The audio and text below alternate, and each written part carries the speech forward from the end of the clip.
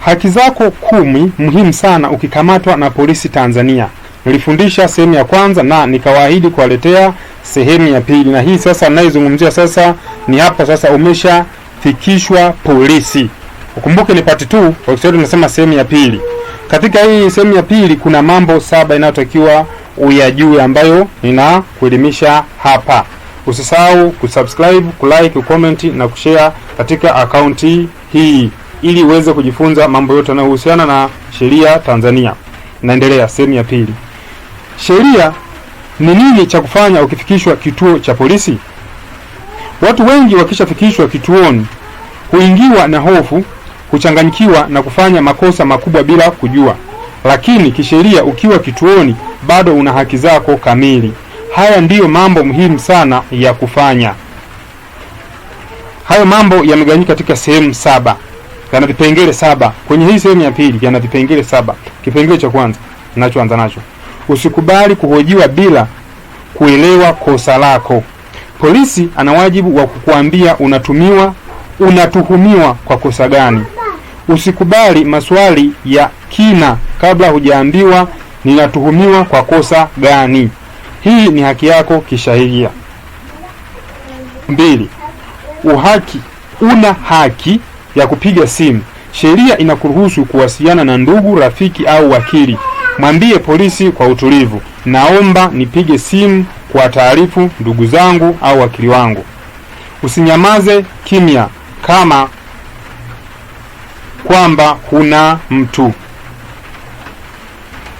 Kipengele cha 3. Usisaini karatasi yoyote kwa haraka. Hili ndio kosa kubwa sana watu hufanya. Watu wengi husaini maelezo au statement bila kusoma kwa hofu au pressure. Usisaini kitu chochote mpaka umesoma vizuri, umeelewa, umekubaliana nacho. Ukilazimishwa sema kwa utulivu, naomba ni saini baada ya wakili wangu kuona. Kipengele cha 4. Una haki ya kukaa kimya. Kama hujui la kusema au unaona maswali yanakuchanganya, una haki ya kusema nitazungumza mbele ya wakili wangu. Hii si dharau, ni haki yako ya kisheria. Usikubali vitisho au maneno ya kutisha. Wakati mwingine unaweza kuambiwa ukikataa kusema utafungwa zaidi. Kubali tu mambo yaishe. Hizi zote huwa ni za upotoshaji. Hizi ni mbinu za kukutisha. Usikubali kuingia kwenye mtego huo. Kipengele cha 6. Kumbuka polisi hawaruhusiwi kupiga au kutesa kisheria. Ukumbuke hii ni kisheria. Kwa hiyo kama wanafanya hivyo wanakuwa wanavunja sheria. Walinzi wa sheria wanakuwa wanavunja sheria. Ila kisheria polisi haruhusiwi kukupiga au kukutesa kisheria. Polisi haruhusiwi kukupiga, kukutisha au kukulazimisha kukiri kosa ambalo hujalifanya. Ukifanyiwa hivyo, hilo linakuwa kosa la kisheria dhidi yao. Kipengele cha 7. Uliza nitapelekwa mahakamani lini? Kisheria huruhusiwi kushikiliwa kituoni muda mrefu bila kufikishwa mahakamani. Uliza kwa utulivu, nitapelekwa mahakamani lini? Hitimisho basi kwenye video. Ukishafikishwa kituoni usiogope, tambua haki zako.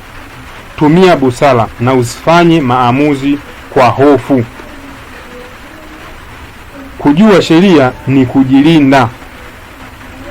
Nilichokuwa nikielezea hapa ni nini cha kufanya ukiwa nitakachoelezea video inayofuata. Ni nini cha kufanya ukiwa mahakamani kwa mara ya kwanza. Hii huwa inawavuta watu wengi, wanakutana na changamoto kama hizi. Sasa hizi uendelee kupata elimu kama hizi, hakikisha unagusa hiyo hapo chini pana maandishi mekundu yameandikwa subscribe, unabonyeza hapo itatokea kengele, kisha utabonyeza nyewe, utakuwa umejihakikishia kupata video zangu kila ninazo ziposti kwenye hii akaunti kila baada ya siku 2. Kumbuka usisahau kusubscribe, kulike, kucomment na kushare akaunti hii ili watu wengine wengi zaidi waweze kujifunza. Shukrani sana na asante sana kwa kunisikiliza.